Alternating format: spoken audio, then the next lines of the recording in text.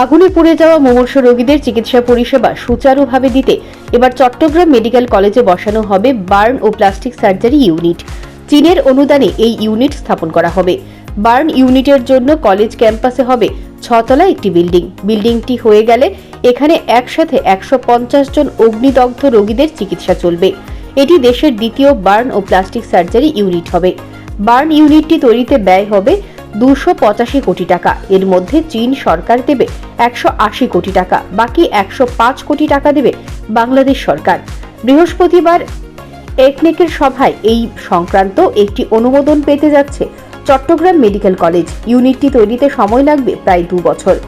লোকবল প্রয়োজন হবে 500 জনের। প্রাপ্ত খবর এরকম যে চট্টগ্রামের পর সিলেট, বরিশাল, রাজশাহী এবং ফরিদপুরে 4টি মেডিকেল কলেজেও শুরু হবে বার্ন ইউনিটের কাজ। এগুলোর জন্য নাকি অর্থ দেবে সৌদি আরব সরকার।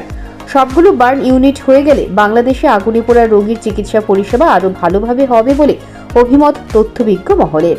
Bureau report, news prime Tripura.